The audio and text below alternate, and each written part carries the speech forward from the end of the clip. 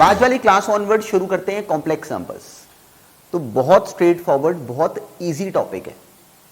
जो कुछ भी विजन अगर मान लो किसी ने दिया हो तो उस पर बिल्कुल भी वरिड ना होना, बहुत सिंपल टॉपिक है। तो अगर अगले कुछ क्लासेस अगर हम प्रॉपरली इसको फॉलो करते रहे और साथ में जो हमें असाइनमेंट्स मिली, वो साथ में जो हमें क्वेश्चंस मिले, वो हम रेगुलरली अगर कंप्लीट करते रहे, तो by the end of this topic हम इसके क्वेश्चंस में बिल्कुल भी नहीं फंसेंगे। तो this should be the target. कोई भी क्वेश्चन हमें किसी भी लेवल का आए, आईआईटी में आए, कहीं मर्जी आए, कॉम्प्लेक्स नंबर्स हमारे क्वेश्चंस गलत नहीं होने चाहिए। तो ये टारगेट लेके चलते हैं, बट एक बिल्कुल एक रेगुलर कमिटमेंट रहेगी। जो साथ में हमें बीच में असाइनमेंट, जो वर्कशीट्स मिल रही हैं, they have to be completed side by side. Lecture देखा, क्वेश्चंस बीच वाले हमने सॉल्व करे, साथ में जो एंड में क्वेश्चंस हमें वर्कशीट मिलेगी, डेली प्रैक्टिस प्रॉब्लम्स जो हमें मिलेंगी, वो करनी है कंप्लीट। तो हर दिन नेक्स्ट लेक्चर पे जाने से पहले ये कमिटमेंट रखना कि उन क्वेश्चंस को अटेम्प्ट करूं। तो चलो आज वाली क्लास ऑनवर्ड शुरू करते हैं कॉम्प्लेक्स नंबर्स। तो आज वाली क्लास में पहले इसका बेसिक मोमेंटम बनाते हैं कि होता क्या है इस टॉपिक में। तो एक बार जैसे ही हमारे माइंड में इसका सेंस बन गया, फिर बिल्कुल कंफ्यूजन नहीं आएगी। तो अब सबसे पहले मेरे माइंड में ये थॉट आता है कि भाई है क्या कॉम्प्लेक्स नंबर, कहाँ से आई कहानी। तो जो हमने आज तक काम करा था, जो हम लोग आज तक नंबर्स का सबसे बड़ा जो विजन बनाते थे, वो था set of real numbers. Real numbers हमने करा हुआ है। Real number further broken down, they are further broken down into rational और इरैशनल। अगर अपने माइंड में एक फिगर बनाओ तो हमें क्लैरिटी है कि रियल नंबर्स थे, वो फर्दर डिवाइड होते थे रैशनल में या फिर इरैशनल में। ये नाम हमारे नोन नेम्स हैं, रैशनल या फिर इरैशनल। तो अब ये स्टोरी उससे एक स्टेप अहेड है। तो ये अराइज कहां से हुई, पहले इसको ऑब्जर्व करते हैं। चलो बस ये पॉइंट पहले देखो। इस पूरे टॉपिक की जड़ में जो पॉइंट है वो इतना सा है कि अब से पहले हम किसी नेगेटिव नंबर का स्क्वायर रूट को छोड़ देते थे। हम कहते थे कि स्क्वायर रूट पॉसिबल होते हैं केवल पॉजिटिव नंबर के लिए। तो जो नई कहानी जहां से चैप्टर शुरू हुआ वो है एक -1 के स्क्वायर रूट की डेफिनेशन से। तो अब एक -1 के स्क्वायर रूट को डिफाइन करा गया, जो कि रियल नंबर नहीं है। नेगेटिव नंबर का स्क्वायर रूट हम नहीं निकाल सकते। तो अब -1 का स्क्वायर रूट डिफाइन करा गया in the sense of a non real number. So this is a non real number. ये जो आई लिखा हुआ है इसको बोलते हैं आयोटा। तो अब ये हमारे सामने नया नाम आया। हमने आज के बाद अपने माइंड में डाल दिया कि square root of -1 real sense में नहीं था, वो हम पहले से जानते थे, पर आज के बाद उसका नाम नया डिफाइन हो गया, दैट इज आयोटा। उसको आई बोलते हैं, आई लिखते हैं, आयोटा होता है एक्चुअली। तो अब ये सोचो पूरा चैप्टर इस बात से शुरू है। तो अब हमारे माइंड में एक क्लैरिटी आई कि ठीक है, हमें आज से क्लियर हो गया कि square root of -1 is iota. तो अब सोचो कि अगर आयोटा अगर स्क्वायर रूट ऑफ -1 है, तो अगर आयोटा का स्क्वायर कर देंगे तो क्या आ जाएगा, -1। ऐसे इसको अगर एक आयोटा से और मल्टीप्लाई कर दो तो आयोटा का क्यूब क्या बन जाएगा, माइनस आयोटा। और इसको फिर आयोटा से मल्टीप्लाई करो तो आयोटा की पावर 4 आ जाएगा 1। तो जो पहला बेसिक स्ट्रक्चर है हमारे माइंड में जो आना चाहिए वो एग्जैक्टली ये पॉइंट है। इसको नोटिस करना, ये 4 को नोटिस करो। अभी अभी क्लास में क्या हुआ कि हमने एक नई बात सुनी। हमने सुना कि स्क्वायर रूट ऑफ -1 डिफाइन करा गया in the sense of a non real number, imaginary number which is iota. तो हमने नोटिस करा कि अगर आयोटा अगर स्क्वायर रूट ऑफ -1 है तो आयोटा का स्क्वायर क्या हो जाएगा, -1। आयोटा क्यूब क्या हो जाएगा, सिंपली एक आयोटा से इसे और मल्टीप्लाई कर दो तो वो हो गया आयोटा क्यूब, इधर आ गया माइनस आयोटा, और आयोटा की पावर 4 फिर से 1। तो अब जरा आयोटा की पावर 5 को सोचो। आयोटा की पावर 5 कैसे बना, इसे दोनों तरफ आयोटा से मल्टीप्लाई कर दो तो आयोटा की पावर 5 फिर से आयोटा आ गया। तो यहां से हमने 2 बातें ऑब्जर्व करी, ये तो हमने बिल्कुल ध्यान में रख लिया। तो अब जो इंपॉर्टेंट अंडरस्टैंडिंग जो पहली अपने माइंड में बनाना, जिसपे बहुत सारे क्वेश्चंस हमें दिखेंगे भी, वो ये कि जो आयोटा वाली जो पावर्स हैं वो हर 4 के बाद रिपीट हो रही हैं।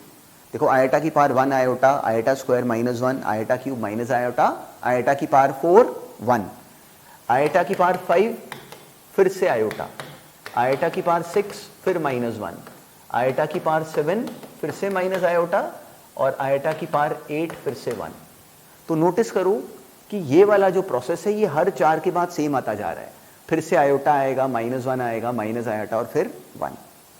तो अब अगर हमसे कोई आयोटा की बड़ी से बड़ी पावर अगर बनाने को बोल दे, कोई हमें आयोटा की बड़ी से बड़ी अगर पावर बनाने को बोल दे, मान लो कि बोले आयोटा की पावर अगर 27 बता दो।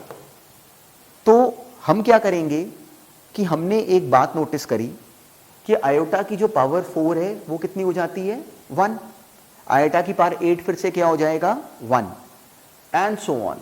तो क्यों ना एक काम करें कि आयोटा की पावर 27 को निकालने के लिए हम इसको तोड़ लें, इस 27 को ब्रेक कर लें। कैसे इसको ब्रेक कर लें? 27 के नियरेस्ट जो 3 का मल्टीपल आता है, तो हमने नोटिस करा कि ये 24 प्लस 3 इसको तोड़ सकते हैं। तो ये एक तरह से बन गया आयोटा की पावर 24 इंटू आयोटा की पावर 3। अब आयोटा की पावर 24 डायरेक्टली हो गया 1, क्योंकि ये आयोटा की पावर 4 की पावर 6 है, तो this is 1 into iota cube which is minus iota, तो आंसर आ गया माइनस आयोटा। तो कितना भी बड़ा नंबर हो, जैसे आयोटा की पावर मान लो 2017 हो, तो 2017 के पास जो आयोटा की पावर हमने नोटिस करी वो थी 2016, तो ये तो हो गई 1, क्या बचा अकेला आयोटा। तो में क्लैरिटी है कि आयोटा की पावर 2017 क्या हो जाएगा आयोटा। तो इसको नोटिस कैसे करा? हमने ऑब्जर्व करा कि आयोटा की पावर कितनी भी बड़ी हो, उसके पास जो नियरेस्ट 4 का मल्टीपल हो उसे बाहर निकाल लो, क्योंकि आयोटा की पावर 4 का मल्टीपल तो 1 हो जाएगा। जो बचता है बस केवल उसी को अलग से सॉल्व कर दो, जैसा हमने यहां पे करा या फिर यहां पे करा। तो ये पहली ऑब्जर्वेशन है, इसको ध्यान में रखना। ऐसे ही कोई और ऑब्जर्वेशन इसके बाद भी है, पर उसको सुनेंगे साथ में। अब हमने अभी अभी एक नया नाम फेस करा which is an imaginary number, non real number, that is iota. तो कॉम्प्लेक्स नंबर का जो पूरा वर्ल्ड है वो इस नाम के थ्रू बनना शुरू हुआ। तो अब यहां पे डेफिनेशन आई कि एक्चुअली कॉम्प्लेक्स नंबर होता क्या है। तो कॉम्प्लेक्स नंबर एक्चुअली एक कॉम्बिनेशन है रियल नंबर और इमेजिनरी नंबर का। अब अपने माइंड में सोचो कि कोई एक ऐसा नंबर हो z, जिसका एक रियल पार्ट हो x और उसका एक इमेजिनरी पार्ट हो आयोटा y, और उन दोनों को आपस में ऐड करके लिख दिया जाए। जैसे फॉर एग्जांपल मान लो 2 + 3 आयोटा। ये 2 इस कॉम्प्लेक्स नंबर का रियल वर्ल्ड है, ये 3 आयोटा इस कॉम्प्लेक्स नंबर का इमेजिनरी वर्ल्ड है। इसका मतलब 3 × आयोटा है। तो अब ये दोनों आपस में ऐड नहीं हो सकते, इनको हम फर्दर सॉल्व नहीं कर सकते। रियल वर्ल्ड और इमेजिनरी वर्ल्ड का आपस में कोई कंपैरिजन नहीं। बिल्कुल अपने माइंड में ये बात रखना, z अगर x + आयोटा y है तो उस x और आयोटा y का आपस में एडिशन नहीं हो सकता। x कैसा नंबर है? अब इसमें बहुत इंपॉर्टेंट पॉइंट जो बच्चे मिस कर जाते हैं उसको बार बार अपने माइंड में बोलना, कि हमने अभी नोटिस करा कि एक कॉम्प्लेक्स नंबर z को जब हम लिखते हैं कि that is x + iota y, तो x उसका रियल पार्ट है, आयोटा y उसका इमेजिनरी पार्ट है। इस तरीके से कॉम्प्लेक्स नंबर लिखा होता है। और आज के बाद जो बहुत इंपॉर्टेंट बात माइंड में रखना वो ये कि जो ये x और y होंगे ये दोनों रियल नंबर होंगे। x भी रियल नंबर है, y भी रियल नंबर है, याद रखना y भी रियल नंबर है, आयोटा y इमेजिनरी है। तो हम अभी कमिंग क्लास, अभी इसमें आज वाली क्लास में भी हम बहुत सारे फॉर्मूले करेंगे जो कि इस बात को यूज कराएंगे। पर बार बार ध्यान में रखना कि हमारे क्वेश्चन के गलत होने की जगह होगी ये, बिल्कुल ध्यान में रखना कि x और y दोनों पक्का रियल नंबर है। तो चलो, ये बेसिक स्ट्रक्चर है, कॉम्प्लेक्स नंबर ऐसे का होता है। तो कॉम्प्लेक्स नंबर, अब देखते हैं कि actually complex number real world वाली कहानी में कैसे इनकॉर्पोरेट होता है। तो बस हमने अभी नया पॉइंट क्या करा कि आयोटा की पावर्स को डील कैसे करते हैं। तो चलो, अभी सबसे पहले इस पॉइंट के ऊपर एक क्वेश्चन सॉल्व करो, फिर थ्योरी को फर्दर पुश करते हैं।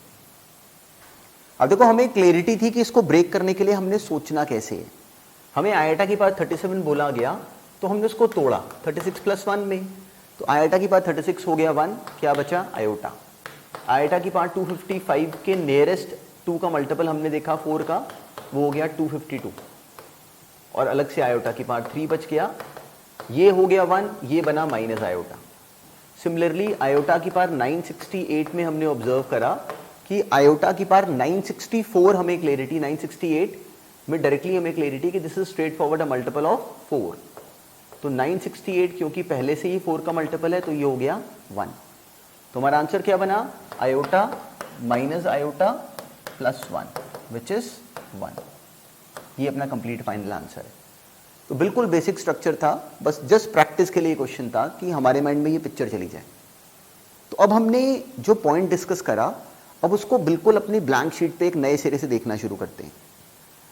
हमें ये क्लैरिटी है कि जो कॉम्प्लेक्स नंबर है वो आयोटा नाम से अराइज हुआ। तो कॉम्प्लेक्स नंबर को अब के बाद सोचो कि उसके दो हिस्से हैं, एक उसका रियल पार्ट होता है, एक उसका इमेजिनरी पार्ट होता है। पर याद रखना, ऐसे लिखने के फॉर्मेट में x और y को बार बार ऐसे बोलो कि वो दोनों रियल नंबर होंगे, इसको नहीं छोड़ना। आज तक हमारे माइंड में जो सबसे बड़ा नंबर्स का सेट था वो सेट था रियल नंबर्स का। अब एक्चुअली रियल नंबर्स भी हमने अब रियलाइज करा कि ये भी पार्ट हैं एक बड़ी स्टोरी का। वो स्टोरी है कॉम्प्लेक्स नंबर्स।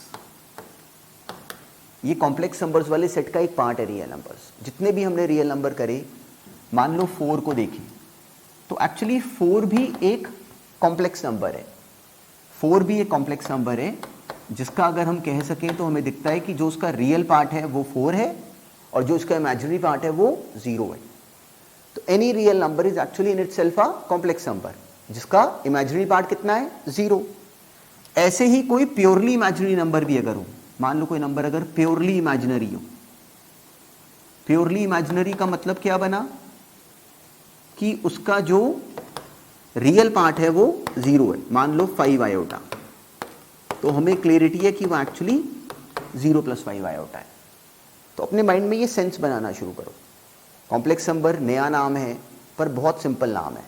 बस अकेला जो हमारा कंसर्न है वो क्या, कि हमारे माइंड में ये आयोटा वाली बात का रिप्रेजेंटेशन शुरू हो जाए साथ साथ ही। तो दिस इज द मॉडल। सबसे बड़ा आज के बाद नंबर्स का सेट क्या है, कॉम्प्लेक्स नंबर्स। उसका एक हिस्सा क्या होते हैं, रियल नंबर्स। सारे real numbers actually complex number हैं जिनका इमेजिनरी पार्ट 0 है। ऐसे बोलो अपने आप को, तो फिर कभी कंफ्यूजन नहीं आती। कॉम्प्लेक्स नंबर्स में अगर मान लो हमें फर्दर क्लैरिटी है कि कभी मान लो कोई हमें क्वेश्चन दे दे कि 2 + 3 आयोटा और 3 + 2 आयोटा दो कॉम्प्लेक्स नंबर है। सुनना इस बात को भी ध्यान से।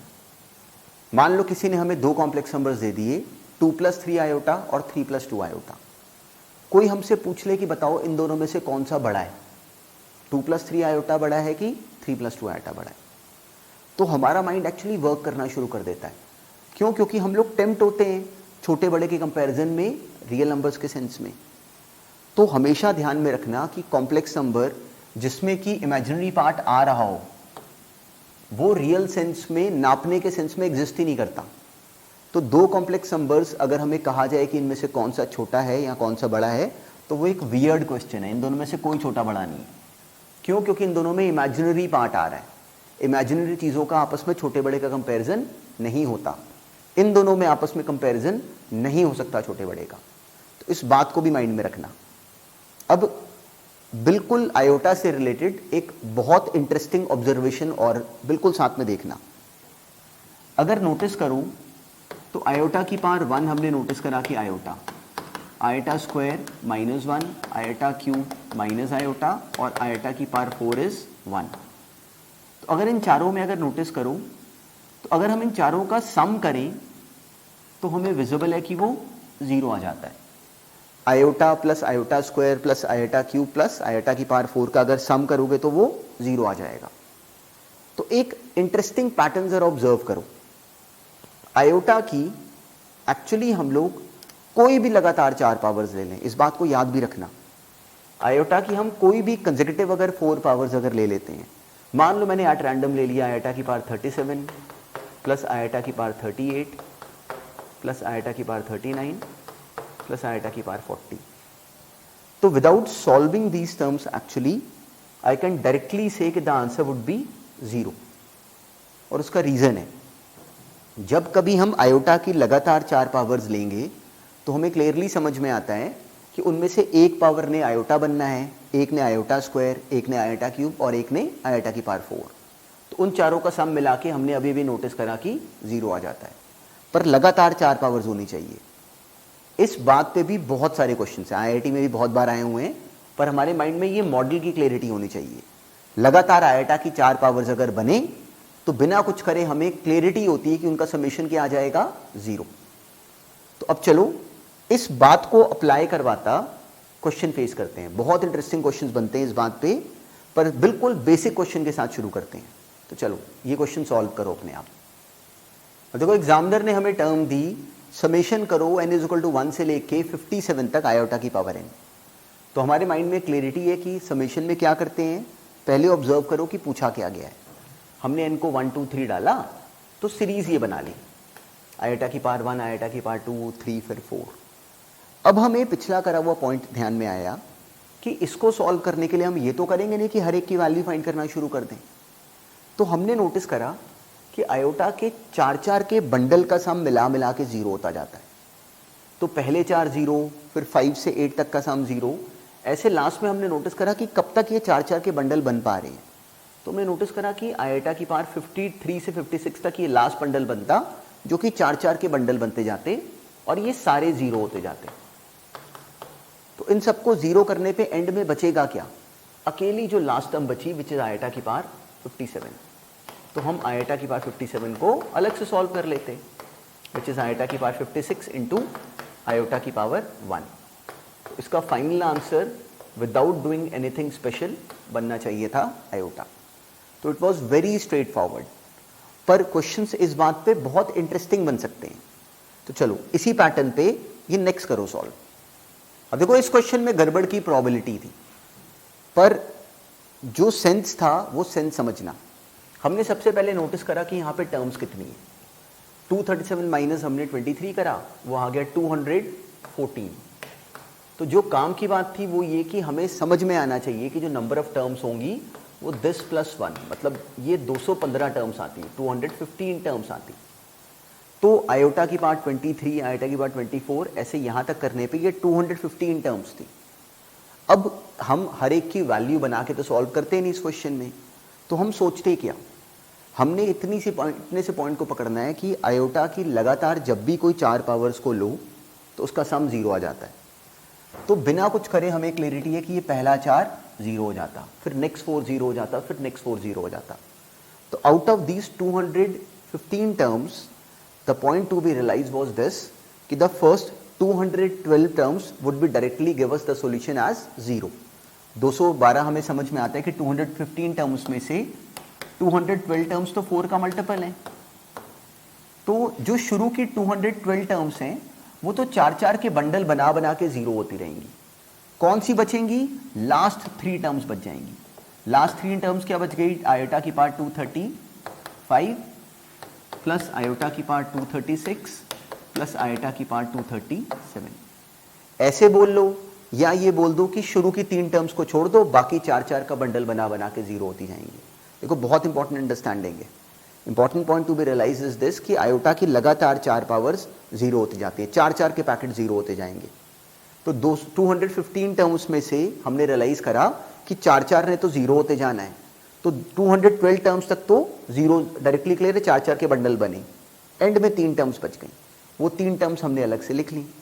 तो अब आयोटा की पार्ट 235 हमें समझ में आता है कि इसको अलग से ब्रेक कर लो। ये बन गया आयोटा की पार्ट 232 इंटू आयोटा क्यू। ये क्या बन गया, माइनस आयोटा। ऐसे अगला क्या बन जाएगा, आयोटा की पावर 4 विच इज 1, और अगला बन जाएगा आयोटा की पावर 232 और फिर आयोटा की पावर 1 अकेला आयोटा। ये और ये कैंसिल हो गए, आंसर आ गया 1। तो इस क्वेश्चन का जो कंप्लीट आंसर बन जाता दैट वाज 1। तो अब इंपॉर्टेंट पॉइंट वाज दिस कि हमारा लॉजिक ये होना चाहिए था। अब इसी क्वेश्चन में बजाय एंड की 3 टर्म्स को लेने के अगर किसी ने शुरू की 3 टर्म्स को भी लिया तो भी एक ही बात है, सेम आंसर आता तब भी। तो इसलिए देखो जो बिल्कुल बेसिक बात भी करेंगे ना उसके बीच में भी कितनी हिडन पॉइंट्स होते हैं, तो हमें वो बिल्कुल पकड़ में आने चाहिए। तो चलो अब इस आयोटा वाली डेफिनेशन में इस इंपॉर्टेंट अंडरस्टैंडिंग को पकड़ के फिर हम नेक्स्ट पॉइंट पे डिस्कशन पे चलते हैं। तो जो नेक्स्ट पॉइंट है वो कॉम्प्लेक्स नंबर में कंप्लीटली एंट्री करवाएगा, तो उसको भी बहुत ध्यान से ऑब्जर्व करो। अब ना इसी पॉइंट पे कुछ रिलेटेड से बहुत सिंपल से नाम समझो। पहला थॉट हमारे माइंड में क्या आ गया कि आयोटा की पावर्स की मैनिपुलेशन कैसी है। आयोटा क्या था, एक कोई इमेजिनरी नंबर। अब हमने एक कॉम्प्लेक्स नंबर डिफाइन करा कि वो x प्लस आयोटा y होता है, जिसमें हमने अच्छी तरह अपने माइंड में बिठा लिया कि जो x और y हैं they have to be a real number for this whole story to work, that x and y should be a real number, then we wouldn't be confused into any question. कभी भी हमारे mind में confusion नहीं आएगी। तो तो अब मान लो कभी किसी ने हमें दो कॉम्प्लेक्स नंबर्स दिए z1 और z2, और मान लो उसने वो देख के हमें कहा कि z1 और z2 अगर मान लो आपस में इक्वल है, एक कॉम्प्लेक्स नंबर है x1 प्लस आयोटा y1, एक और कॉम्प्लेक्स नंबर होता है x2 प्लस आयोटा y2। किसी ने कहा कि दोनों कॉम्प्लेक्स नंबर्स इक्वल है, तो इसका मतलब क्या हुआ? कॉम्प्लेक्स नंबर्स में हमने इस बात को नोटिस करा कि छोटा बड़ा नहीं होता, अगर उसमें इमेजिनरी पार्ट होगा तो कोई छोटा बड़ा नहीं हो सकता।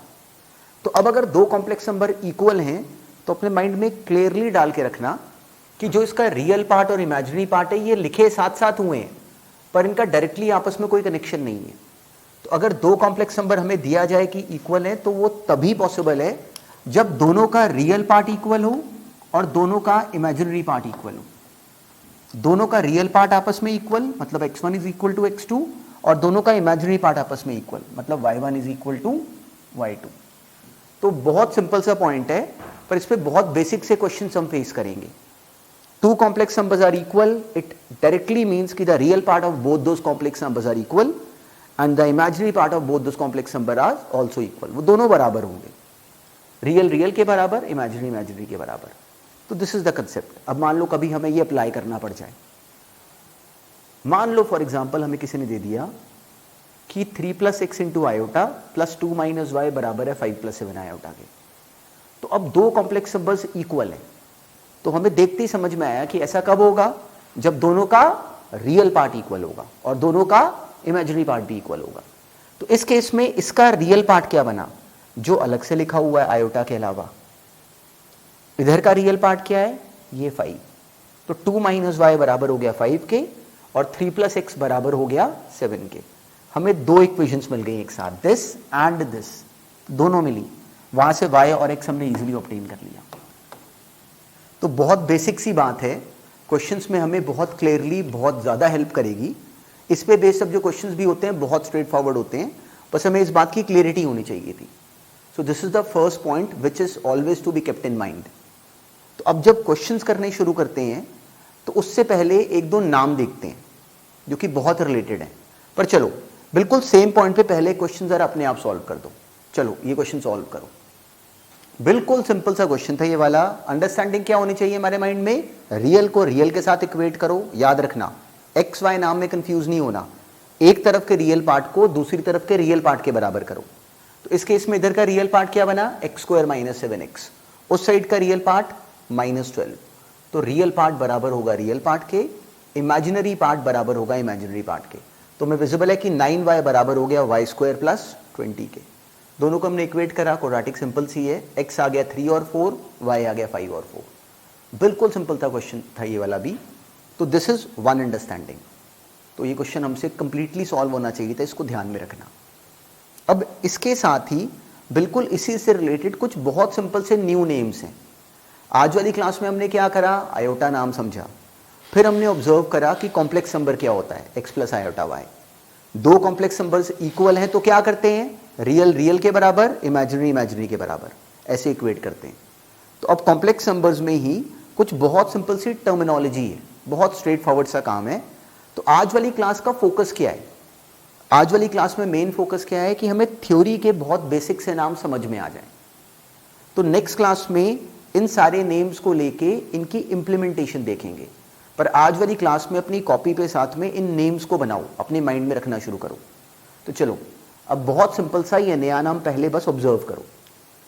तो अब जो बहुत सिंपल सा न्यू नेम है that is conjugate of a complex number. एक कॉम्प्लेक्स नंबर का कॉन्जुगेट, बिल्कुल स्ट्रेट फॉरवर्ड सा नाम है।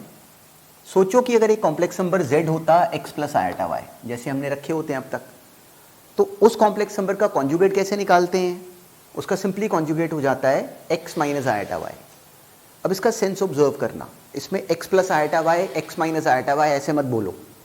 ये बोलो कि एक कॉम्प्लेक्स नंबर का कॉन्जुगेट कैसे निकालते हैं कि उसका रियल पार्ट सेम रखते हैं। x y में मत कंफ्यूज होना, उसका रियल पार्ट सेम रखते हैं, इमेजिनरी पार्ट को पहले का नेगेटिव कर देते हैं। याद रखना ये पॉइंट, क्वेश्चंस में हमें गलत होने से रोकेगा।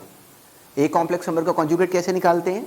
उसके रियल पार्ट को देखो हमने सेम रखा, इमेजिनरी पार्ट को पहले का नेगेटिव कर दिया। बिल्कुल ये पैटर्न अपने माइंड में रखना। तो अब ये सोचो कि z का कॉन्जुगेट, उसका डिजाइन क्या कैसे बनाते हैं? सिंपली z के ऊपर एक लाइन बना दी, ये बन जाता है x माइनस आयोटा y। अब सोचो कि अगर हमें z कॉन्जुगेट का फर्दर अगर कॉन्जुगेट निकाल लें तो हमें क्लियरिटी है, इसका रियल पार्ट हमने सेम रखा, इमेजिनरी पार्ट जब इसका नेगेटिव करोगे तो वो वापस z ही आ जाएगा। तो ये हमें डायरेक्टली थ्रू ऑब्जर्वेशन ही विजिबल होता है। तो मेन काम अब ये नाम नहीं है, मेन काम इससे रिलेटेड बनने वाली अंडरस्टैंडिंग है। This is the first name जो हमने अब ऑनवर्ड्स पूरी तरह ध्यान में रखना है। अब ऐसे ही एक सिंपल सा नाम और है, हमने अभी क्या नाम सुना नया, conjugate of a complex number. क्या होता है, रियल को सेम रखो और इमेजिनरी पार्ट को पहले का नेगेटिव कर दो तो एक नया कॉम्प्लेक्स नंबर बन जाता है जिसको कि इस कॉम्प्लेक्स नंबर का कॉन्जुगेट कहते हैं। अब ऐसे ही एक और नाम है एक कॉम्प्लेक्स नंबर का मॉडुलस। मॉडुलस कैसे निकालते हैं, स्ट्रेट फॉरवर्ड, सिंपली सोचो कॉम्प्लेक्स नंबर अगर x प्लस आयोटा y है, z अगर x प्लस आयोटा y है तो एक कॉम्प्लेक्स नंबर के मॉडुलस को रिप्रेजेंट ऐसे करते हैं, जैसे सिंपली हम मॉड लेते हैं, बिल्कुल वही डिजाइन है, सिंपली मॉडुलस ऑफ z। क्या करते हैं कि this is under root of इसके रियल पार्ट का स्क्वायर प्लस इसके इमेजिनरी पार्ट का स्क्वायर। एक complex number x plus iota y अगर है तो जब उसका मॉडुलस लेते हैं तो उसके रियल पार्ट का स्क्वायर करते हैं प्लस उसके इमेजिनरी पार्ट का स्क्वायर करते हैं। ये वर्ड याद रखना, कभी भी ऐसे मत सोचना कि x square plus y square करते हैं, उसमें कहाँ गलती होती है वो हमें क्वेश्चंस में दिखेगा। तो अपने आप को बोलो कि कॉम्प्लेक्स नंबर का मॉडुलस होता है उसके रियल पार्ट का स्क्वायर प्लस उसके इमेजिनरी पार्ट का स्क्वायर। तो this is to be remembered, it is very important. तो अब अगर नोटिस करो कि मान लो एक कॉम्प्लेक्स नंबर होता 4 प्लस 3 आयोटा, कोई बोले कि इसका मॉडुलस बना दो, तो वो सिंपली कैसे हम ऑब्टेन करते, अंडर रूट ऑफ 4 का स्क्वायर, रियल पार्ट का स्क्वायर प्लस अकेले 3 का स्क्वायर। याद रखना आयोटा का स्क्वायर नहीं करना, अकेले 3 का स्क्वायर। ये बना 25, उसका स्क्वायर रूट आ गया 5। अब इसकी जगह मान लो कोई और कॉम्प्लेक्स नंबर होता 3 माइनस 4 आयोटा, तो अगर हम उसका मॉडुलस फाइंड करते तो वो हो जाता अंडर रूट ऑफ 3 का स्क्वायर प्लस माइनस 4 का square which is same as 4 का स्क्वायर। तो ये भी अंदर अंडर रूट के अंदर 25 भी बना जिसका स्क्वायर रूट आ गया 5। तो इंपॉर्टेंट अंडरस्टैंडिंग इज दिस कि इस पॉइंट को नोटिस करो कि जब हम y चाहे x इन दोनों में से कोई भी नेगेटिव होगा तो जब उसका स्क्वायर करेंगे तो वो नेगेटिव साइन हट जाएगा। ये बड़ी इंपॉर्टेंट जगह होती है जहाँ पे कि बच्चे शुरू में मिस्टेक करते हैं, तो नहीं करनी। इसका बिल्कुल ध्यान में रखना है इस पॉइंट को कि जब कभी हम किसी कॉम्प्लेक्स नंबर का मॉडुलस फाइंड करेंगे तो क्या करेंगे, रियल पार्ट लेंगे जो कि इस केस में 3 बना, इमेजिनरी पार्ट लेंगे उसमें आयोटा को नहीं लेते, वो बना -4, तो रियल x का स्क्वायर इस केस में और साथ में इमेजिनरी पार्ट का स्क्वायर मतलब -4 का स्क्वायर विच इज 16। तो इसको बिल्कुल ध्यान में रखना। अब साथ ही साथ नोटिस करो कि जब हम एक कॉम्प्लेक्स नंबर के कॉन्जुगेट का मान लो मॉड निकालें तो हम क्या करते हैं, हम करते हैं under root of x square plus imaginary part minus y का स्क्वायर। तो देखो वो भी सेम बना।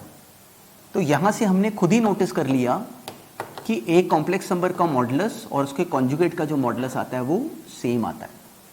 तो इसको भी ध्यान में रखो और इस पॉइंट पे एक्चुअली पॉज करके साथ में नोट्स बनाओ, इसको साथ साथ कॉपी करो। हमारी कॉपी में भी एग्जैक्टली ये होना चाहिए। हर बार हमें इस पॉइंट पे आने के लिए वापस दोबारा लेक्चर को देखना शुरू नहीं करना, अपनी कॉपी में साथ में बिल्कुल नोट्स बनाते चलो। तो जब कभी रेफर करना पड़े तो हम पूरी तरह डायरेक्टली अपनी नोटबुक रेफर कर पाएँ, कोई ट्रबल आए तो वापस यहाँ पे आ जाएं। पर कोशिश करो कि नोटबुक में जो काम हो वो जब अपने हाथ से लिखोगे तो हमारी अंडरस्टैंडिंग एक्चुअली नेक्स्ट लेवल पे जाएगी। तो चलो बस इस पॉइंट को ध्यान में रखो। तो अब हमने 2 कॉम्प्लेक्स नंबर्स को इक्वेट करने वाली बात सुनी, उसके बाद हमने 2 नए नाम सुने। तो अब जो इंपॉर्टेंट अंडरस्टैंडिंग जिस पे बेस्ड क्वेश्चंस हम फेस करने शुरू करने वाले हैं वो अंडरस्टैंडिंग एक्चुअली अब समझने लगे हैं। तो इस पॉइंट को भी फर्दर ऑब्जर्व करो। अब ये पॉइंट है जहां से कि क्वेश्चंस हम फेस करने शुरू करेंगे, तो बस इसको ऑब्जर्व करो पहले। अगर नोटिस करो तो एक कॉम्प्लेक्स नंबर z है x plus iota y, z बार हमने अभी अभी ऑब्जर्व करा उसका conjugate x minus iota y। तो अगर इन दोनों को मल्टीप्लाई करा जाए तो ये एक तरह से a plus b into a minus b है, वो बन गया a square minus b square. Iota y का स्क्वायर क्या बन जाता, आयोटा स्क्वायर हो जाता -1, माइनस माइनस प्लस, तो ये आ गया x square plus y square. X square plus y square हमने ऑब्जर्व करा है कि ये तो मॉड जेड होता है इसका स्क्वायर रूट, तो एक्चुअली ये मॉड जेड का स्क्वायर है। तो जो इंपॉर्टेंट फाइंडिंग है वो यहाँ से बनी कि अगर हम एक कॉम्प्लेक्स नंबर z को उसके कॉन्जुगेट से मल्टीप्लाई कर देते हैं तो वो मॉडुलस z का स्क्वायर बन जाता है, which is a real number. Modulus z कैसे का, मॉडुलस z का आंसर क्या आता है, under root of x square plus y square. तो उसमें देखो कोई आयोटा नहीं है, that is a real number. Modulus z का स्क्वायर भी कैसे का, एक रियल नंबर है। तो एक कॉम्प्लेक्स नंबर को उसके कॉन्जुगेट से अगर मल्टीप्लाई करा जाए तो जो जवाब बनता है that is a real number. तो अब देखो इसका बेनिफिट क्यों है और इस पॉइंट को क्यों हम लोग इतना स्पेसिफिकली सुन रहे हैं कि ये काम का है। अब सोचो, मान लो हमें किसी ने कॉम्प्लेक्स नंबर दिया होता 1/2 प्लस आयोटा, ये मान लो किसी ने कॉम्प्लेक्स नंबर दिया, ये देके हमें कहा गया कि इसका रियल और इमेजिनरी पार्ट फाइंड कर दो, तो हम ब्लॉक हो गए। क्यों? क्योंकि हमें समझ नहीं आ रहा कि इसका रियल इमेजिनरी हम सेपरेट कैसे करें। तो हमें याद रखा हमने कि हमें एक बड़ी इंटरेस्टिंग बात समझ में आई है कि अगर एक कॉम्प्लेक्स नंबर दिया जाए और उस कॉम्प्लेक्स नंबर को अगर उसके कॉन्जुगेट से मल्टीप्लाई कर दिया जाए तो जो जवाब बनता है दैट इज प्योरली रियल। तो इस क्वेश्चन में हम क्यों ब्लॉक हैं? क्योंकि इसके डिनोमिनेटर में आयोटा आ रहा है। तो इसको हटाने का तरीका क्या होता है कि सिंपली इसको मल्टीप्लाई डिवाइड कर दो उसके कॉन्जुगेट के साथ। तो हमने इसे जानबूझ के मल्टीप्लाई डिवाइड कर दिया 2 माइनस आयोटा के साथ। और अब हमें ये क्लियरिटी है, अब याद रखना, अब डायरेक्टली इसको मल्टीप्लाई करना शुरू नहीं करेंगे। हमें क्लियरली समझ में आया ये z है तो ये z बार है। डायरेक्टली इसका आंसर क्या आ जाएगा, नीचे मॉड z का स्क्वायर मतलब 4 प्लस 1, 2 का स्क्वायर प्लस 1 का स्क्वायर, और ऊपर क्या आ गया 2 माइनस आयोटा। तो ये एक्चुअली बन गया 2 माइनस आयोटा अपॉन 5। अब इसका रियल इमेजिनरी पार्ट हम सेपरेट कर पाए, ये बन गया 2/5 माइनस आयोटा बाय 5। ये रहा रियल पार्ट, ये रहा इमेजिनरी पार्ट। तो एक कॉम्प्लेक्स नंबर के डिनोमिनेटर में से आयोटा को हटाने के लिए ये बात हमें बहुत काम आती है। तो बुक्स में कई बार इसका नाम उन्होंने यूज करा होता है rationalising a complex number, rationalising the denominator of a complex number. But the important understanding which we need to know is this कि more than that word rationalization, the important understanding is this कि we should be always keeping this thing in mind कि we are actually multiplying a complex number by its conjugate। हमेशा ध्यान में रखना, अच्छे से अच्छे क्वेश्चंस इसलिए फंस जाते हैं क्योंकि हमें ये बात नहीं ध्यान में रहती। कैसे हटाते हैं डिनोमिनेटर में से आयोटा, उस कॉम्प्लेक्स नंबर को मल्टीप्लाई करते हैं उसके कॉन्जुगेट के साथ, तो वो बन जाता है डायरेक्टली मॉड z का स्क्वायर, ऐसे सोचना। तो अब जो क्वेश्चंस अब हम करेंगे वो इन बातों को अप्लाई करवाएंगे। तो चलो डायरेक्टली क्वेश्चन से शुरू करते हैं। जो अब नेक्स्ट क्वेश्चन है वो सिंप्लीफिकेशन के ऊपर बेस्ड है और एंड तक उसका जवाब बनाने की कोशिश करो। बहुत सिंपल है पर एंड तक उसको कंप्लीटली खुद सॉल्व करो। अब इस एक्सप्रेशन का लॉजिक भी एग्जैक्टली सेम तरह का बहुत सिंपल सा था। हमें किसी ने कहा कि इसको सिंप्लीफाई करो, तो क्या करेंगे, डिनोमिनेटर को मल्टीप्लाई डिवाइड कर देंगे उसके कॉन्जुगेट के साथ। नाम यहाँ पे रैशनलाइजेशन यूज करेंगे पर अंडरलाइन थ्योरी याद रखेंगे। कॉम्प्लेक्स नंबर को मल्टीप्लाई करो उसके कॉन्जुगेट के साथ, तो क्या होगा, ये बन गया z इंटू जेड बार। z इंटू जेड बार क्या होता है, मॉड z का स्क्वायर मतलब रियल पार्ट का स्क्वायर 1 का स्क्वायर प्लस इमेजिनरी पार्ट का स्क्वायर वो भी y 1 का स्क्वायर। तो डिनोमिनेटर तो स्ट्रेट फॉरवर्ड आ गया 1 + 1 2। न्यूमरेटर में हमें इन दोनों को मल्टीप्लाई करना पड़ा। कैसे मल्टीप्लिकेशन, सिंपली मल्टीप्लाई करेंगे, पर अब ना अपनी कैलकुलेशंस में थोड़ा अपने आप को पुश करना। जैसे अब देखो मुझे इसका रियल पार्ट निकालना हो तो 3 × 1 3 plus minus iota into minus iota, वो बन जाता plus iota square which is -1। तो 3 - 1 रियल पार्ट तो आ जाएगा 2, ओरली समझ में आता है। इमेजिनरी पार्ट क्या बनेगा, 3 × minus iota plus 1 × minus iota, तो वो आ गया -4 आयोटा, -3 आयोटा माइनस आयोटा। तो मेरी टर्म बन गई 2 - 4 आयोटा अपॉन 2। डिनोमिनेटर में 1 + 1 वो आ गया 2, कैंसिल होते ही आंसर बन गया 1 - 2 iota. So this was the target. बहुत सिंपल सा क्वेश्चन था, बस अभी केवल हैबिट डाल रहे हैं इस बात को अप्लाई करने की। सेम पॉइंट पे इजी सा नेक्स्ट क्वेश्चन भी एंड तक अपने आप जवाब बनाओ। सिंपल सा लॉजिक था, न्यूमरेटर में हमें 1 + आयोटा का स्क्वायर गिवन है, कोई ट्रबल नहीं, हमने डायरेक्टली उसको एक्सपांड करा, वो आ गया 1 square plus iota square plus 2 iota. क्या बना, 1 स्क्वायर और 1 और आयोटा स्क्वायर ये आपस में कैंसिल, 1 - 1 2 आयोटा ऊपर 3 - आयोटा नीचे। अब क्या करेंगे, 3 + आयोटा से मल्टीप्लाई डिवाइड कर देंगे, सिंपली इस कॉम्प्लेक्स नंबर के कॉन्जुगेट से मल्टीप्लाई डिवाइड कर देंगे। देखो हैबिट किस चीज की डालनी है, खुद एग्जीक्यूट करने की।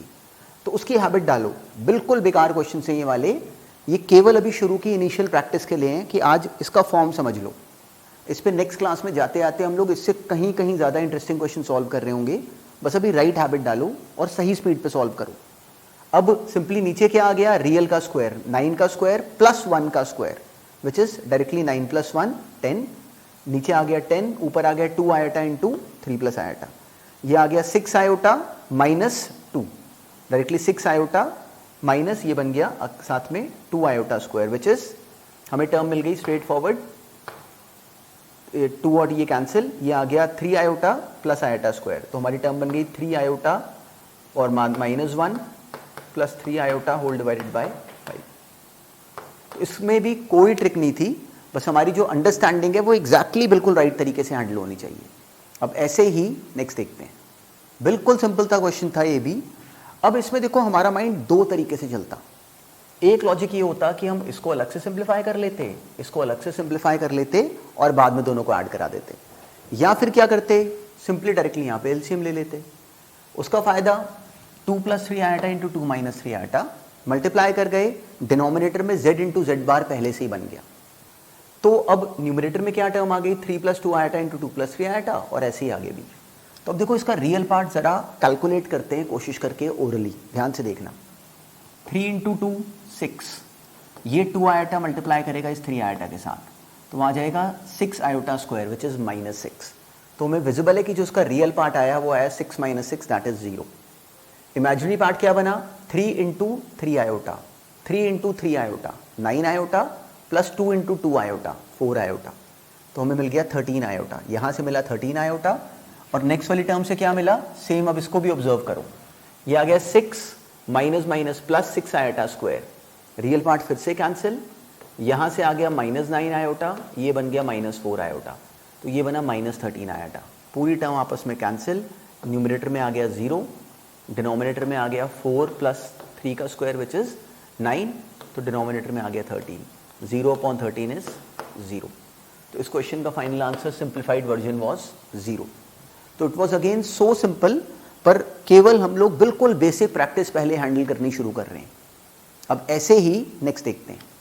अब आज वाली क्लास में हमने कॉम्प्लेक्स नंबर्स का केवल एक बेसिक ओवरव्यू देखा, साथ में थोड़े से क्वेश्चंस हमने बीच में खुद अटेम्प्ट करे, जो कि आज वाली क्लास बिल्कुल बेसिक क्लास थी। हमने केवल कुछ सिंपल से नाम इस टॉपिक में ऑब्जर्व करे, पर याद रखना कि इस टॉपिक में जो मेन टास्क है वो हमारा खुद का एग्जीक्यूशन है। वो एग्जीक्यूशन, उसकी discussion, that is the most important part. तो जो साथ साथ हमें डेली प्रैक्टिस प्रॉब्लम्स मिले वो करनी है, उससे नहीं बचना। मतलब यू वुड एक्चुअली, मतलब this would be the best possible way to ruin a setup if you are not attempting the questions by yourself। तो वो साथ साथ करने ही करने हैं, उसके बाद ही नेक्स्ट लेक्चर पे जाना है, क्योंकि हमारी उतनी अंडरस्टैंडिंग बनी होगी, उतनी बातें हमें ध्यान में होंगी, तो आगे बढ़ेंगे।